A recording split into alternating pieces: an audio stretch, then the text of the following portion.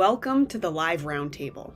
This short video will outline how this verbal discussion activity actually works. There are a few goals for the live roundtable. The first is to create an inclusive space for everyone in the class to openly share their own unique perspectives.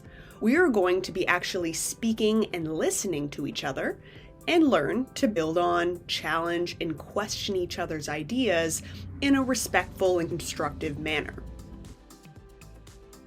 Next, we want to get everyone to participate. Now, the loudest voice in the room isn't the only voice in the room, and the quietest among us often have the most unique insights. So when everyone contributes, there are more ideas for all of us to think about, and everyone benefits from these new perspectives. In the live roundtable, it isn't always about right or wrong. Just like in life, the truth is almost always somewhere in between. That's why it's our job to work together to get closer to the truth.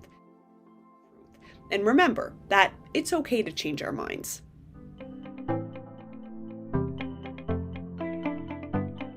First, see the discussion questions and resources on the left-hand side of your screen above your notepad.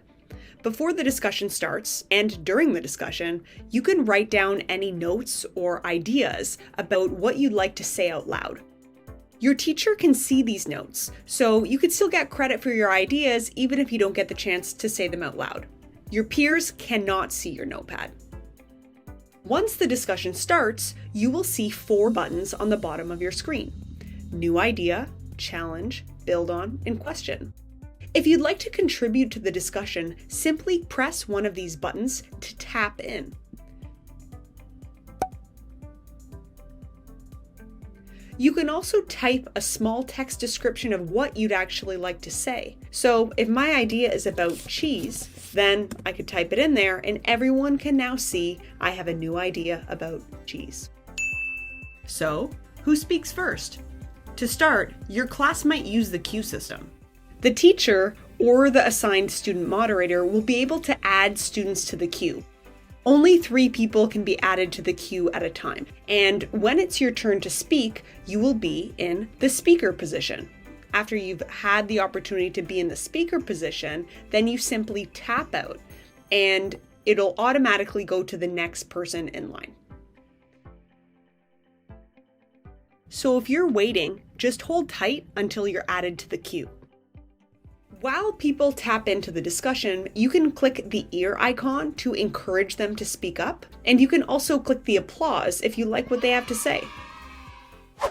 During the discussion, your teacher might nudge you, and this is a one-way message from the teacher to you, encouraging you to speak up or sending you another type of message. Once your class gets really good at the live roundtable discussion, your teacher might assign a student moderator to help manage the queue system of who's going to speak next. If you're the student moderator, you will see this little icon appear beside your tap-in options, and you'll also be able to remove students from the queue and add students to the queue. As the student moderator, your goal will be to ensure that we hear from everyone in the discussion, but also manage the flow of the conversation. So we just looked at who speaks next with the queue turned on, but if your class is ready, your teacher might turn the queue off so that it no longer appears on the right side of your screen. So when you tap in, everyone will be able to see that you have something to say, and you could begin to share your idea out loud if there's no one else speaking. But if there is someone else speaking, you should listen and wait until they're finished. And then when there's a natural break in conversation, share your idea. And then after you're done sharing, simply tap out. At the end of the discussion, click Show My Summary to see any feedback that the teacher might have given you or any assessment points. You can also see how many times you spoke up and the types of contributions that you made. You can also see any notes that you took down during the discussion. You can also see the class summary, where we'll be able to see engagement across the class, like participation rates, how long people were tapped in for, how long people were speaking for, as well as the types of contributions across the class, and a visual tap-in summary for each student.